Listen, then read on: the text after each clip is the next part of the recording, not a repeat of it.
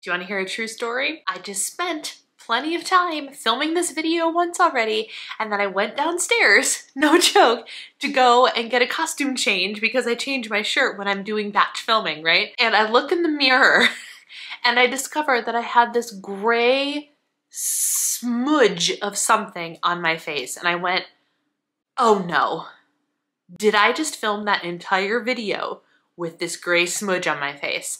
So I run back upstairs, grab my camera, and look at the footage, and sure enough, gray smudge all over my face that I somehow did not notice the entirety of filming this video. And so, take two.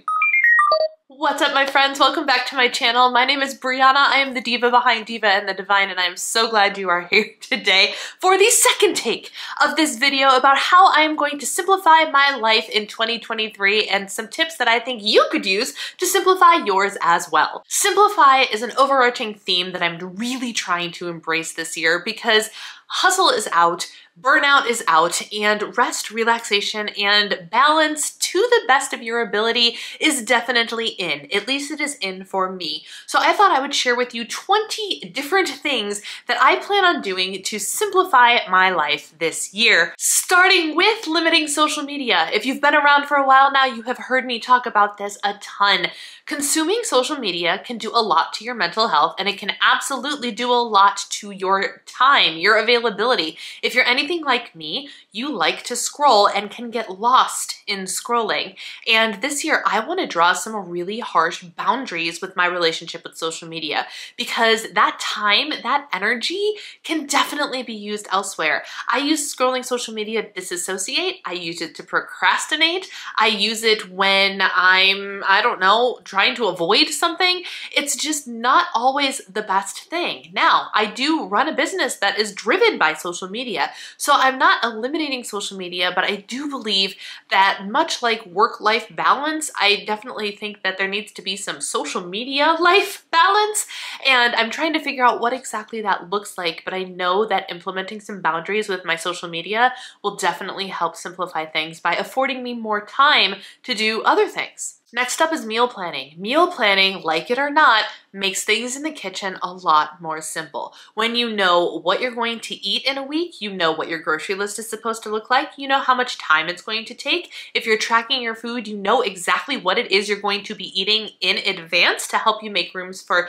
indulgences and unexpected things. Meal planning has a lot of power. And even though it feels like a lot of work in the short term, in the long term, it really helps keep things simple. I do have a couple of things that I do personally with my meal planning process. Leave a comment down below letting me know that you're interested in learning more about what I do for my meal planning and prepping process, and I'll make a video for you guys. Sticking with the kitchen and that process, another way to simplify is to clean as I cook.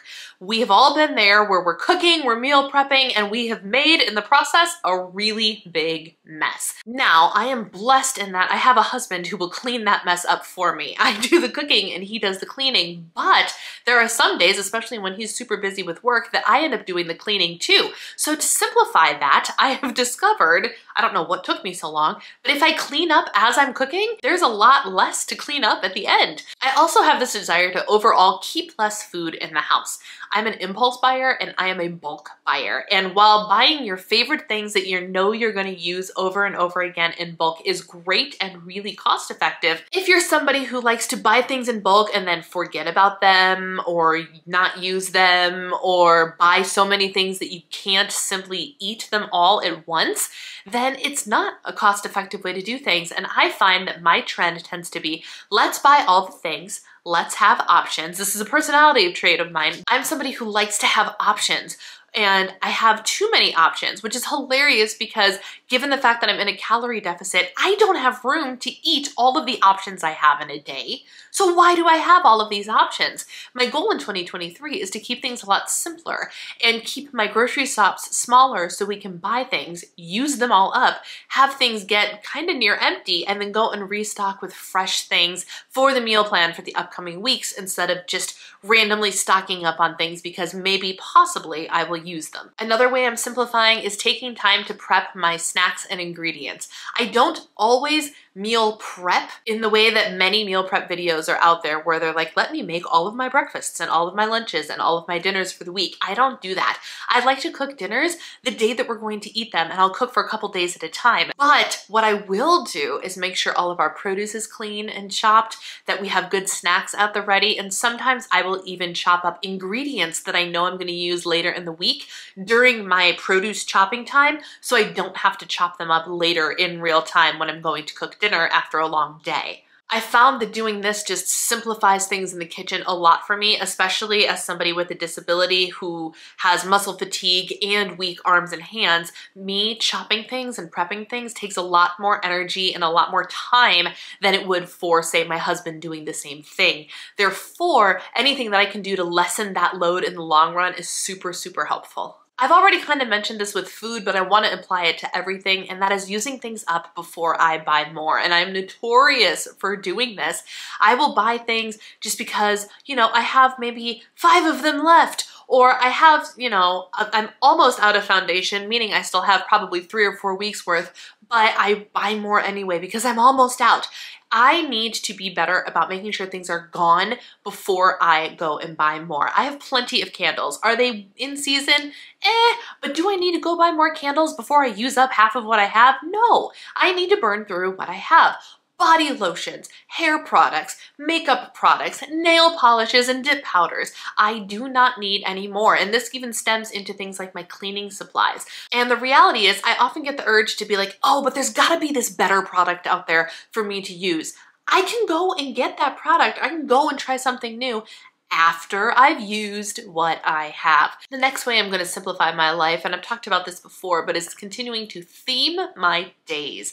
Theming my days has helped give me an overarching idea of what my week is supposed to look like. For example, I often say on my vlogs, hey, welcome to Housewife Monday. I often try to use Mondays as the day to get most of my housewifing tasks done for the week. The deep cleaning, the grocery shopping, my biggest cook night of the week. All of those things happen on Monday, and that way I don't have to worry about them during the other days of the week that I'm more focused on YouTube, for example, or my coaching business and things like that. Everything just kind of seems to flow seamlessly because I know what day it is in terms of what my primary theme of the day is. It's super helpful, and I highly recommend it if you haven't tried it yet. Alongside with theming my days is batching my tasks. Multitasking is a myth, and it is something that actually costs us a lot of valuable productivity and time. Our brains are actually not that good at task switching, going rapidly from working on something on the computer, a paper, a blog post, an email, to checking your emails, to ding, your phone went off. Our brain is switching tasks every single time another interruption or thought comes into our head, and it is becoming increasingly more difficult for us to focus.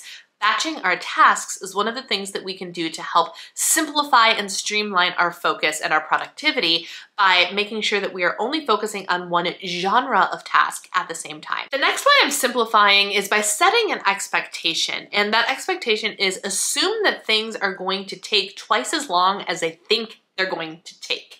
Allow for extra time with anything that I have planned, basically. I have learned this one the hard way. A video that I think is only gonna take me 1 hour to edit takes me 3. Cleaning the house turns into a 2-hour ordeal instead of a quick half-an-hour cleanup. I have found that in life, everything takes longer than I think it's going to take. So instead of trying to prevent that from happening, I'm going to embrace that and use that to plan accordingly to help relieve this stress of the time management, if that makes sense. The next way that I'm simplifying my life is probably one of the most important, and that is starting every morning with quiet time with God and in the Bible. As a Christian, it's really important that I make sure I'm always feeling connected to God and to God's Word.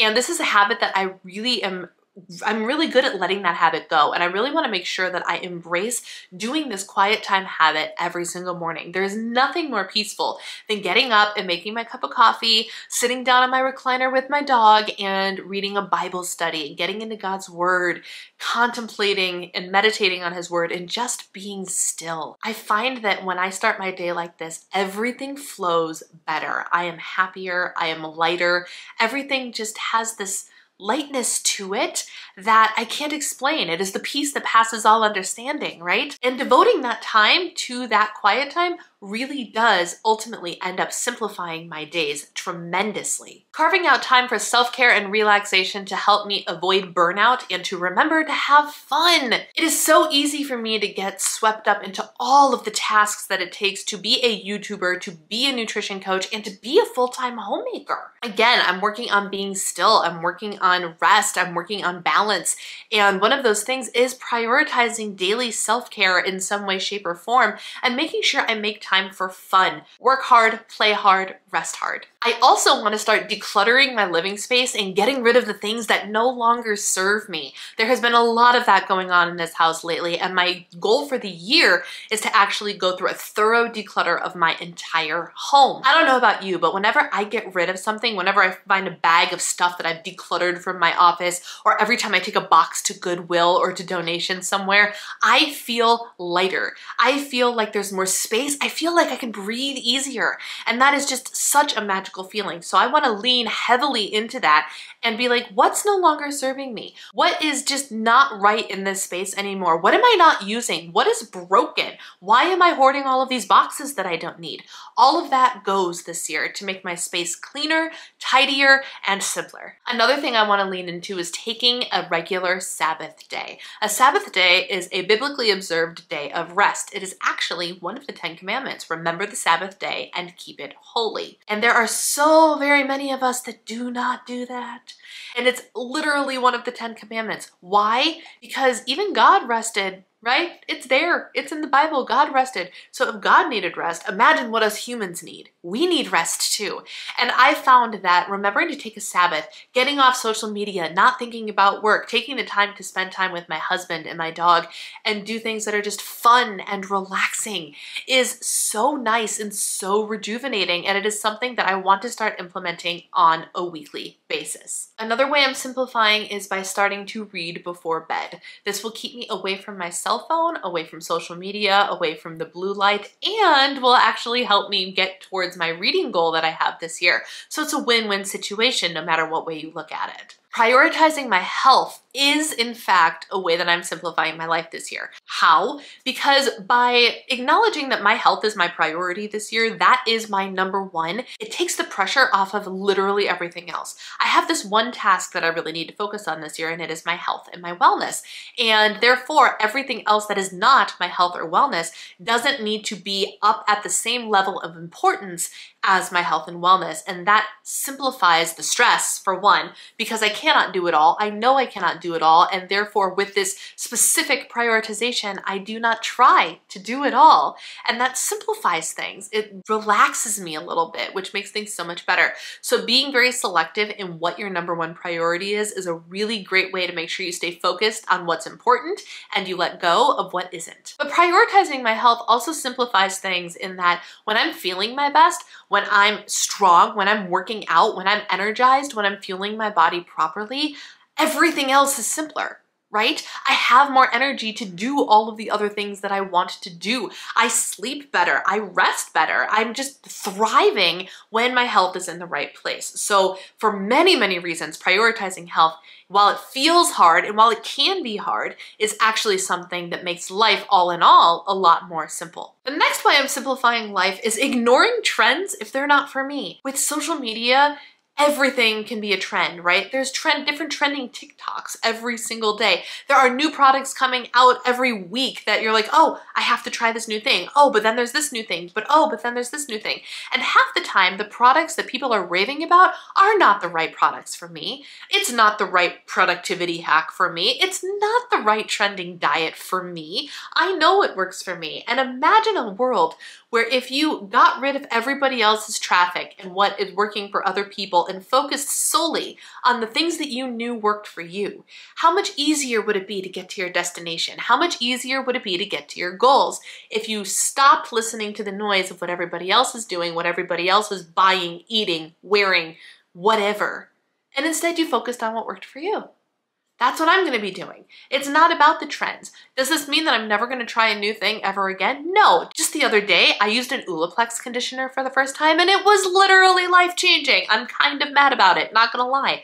But that doesn't mean that I'm hopping on the let's get the whole system, big Olaplex trend, blah, blah, blah, blah, blah, blah, blah. No, but I did try this conditioner and it did work. So maybe when I run out of my latest hair mask, I will go ahead and try the Olaplex one instead. It doesn't mean I can't try new things, but I need to focus on, is this really something that is worth my time, energy, sacrifice, money, whatever? Or is it just another fleeting trend that really won't work for me in the long run? Continuing that conversation, I want to find the best products that work for me and leave the rest behind. I've been talking about doing this with my makeup and skincare routine, but I want to do this across the board. What are my favorite products to use? What are my favorite food brands to buy over and over again? My favorite makeup, bath products, clothing. I have a favorite brand of bra and I have not bought anything but that brand ever since it's Third Love, in case you're wondering. But in knowing that like that's exclusively the bra brand that I like to wear means I don't have to worry about them from anybody else. When you know what your favorite products are, it helps with all of, again, the trends and the ins and the outs and what everybody else is doing. It helps quiet that noise. Also, curating a collection of solely the products that you love, that means that every single day you are only using products that you love. And how luxurious is that concept? How awesome is it to be like, even my cleaning products, they're only my favorite cleaning products, my favorite candles, my favorite self-care stuff. If everything was your favorite brand, then it's worth the money and you have a great time using it, right? It simplifies everything. This next one is one that was inspired by a book that I was talking about with somebody the other day, and that book is called The Ruthless Elimination of Hurry: How to Stay Emotionally Healthy and Spiritually Alive in the Chaos of the Modern World by John Mark Comer. And so the way I am simplifying is releasing hustle and hurry.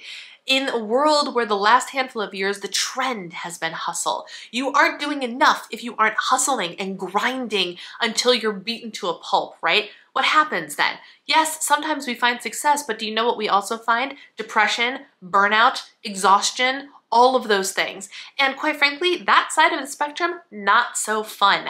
I firmly believe that you can find success and happiness in what you want to do and not hustle and grind 24/7 to get there. If you disagree with me, that's fine, but then maybe this video about simplifying your life isn't for you. For me, I want to slow down. I want to release hustle. I want to release the need to feel to grind all the time and instead lean into rest, lean into being still, and get rid of, have experienced the ruthless elimination of hurry.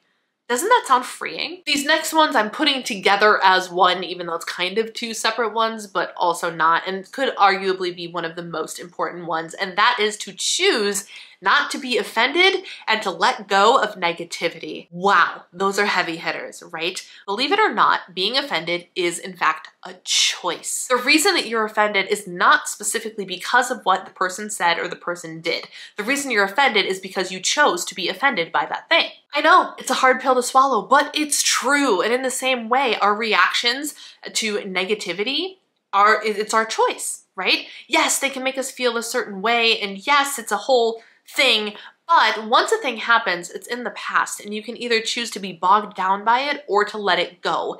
And the way to simplify your life is to let those things go. Choose not to be offended next time someone makes an off comment to you. Choose not to bring the negativity of a negative comment on social media or that snarky thing that you might have heard someone say behind your back. Choose to not have the negative response. Give yourself 5 seconds to be like, well, that wasn't really nice, and then let it go. You will find that you are so much more free when you can choose to not be offended and to let go of negativity. It is freeing and life-changing in a way that I cannot even begin to describe. It is something that I have recently started doing, and it has done nothing short of change my life. Not kidding. There we go, 20 ways that I am simplifying my life in 2023. In the comments below, let me know if you're planning on simplifying your life this year and what tips stood out to you the most. Which one are you most excited to try to implement into your 2023? Thank you guys so much for taking the time to watch. Take care, and I'll see you again real soon. Bye.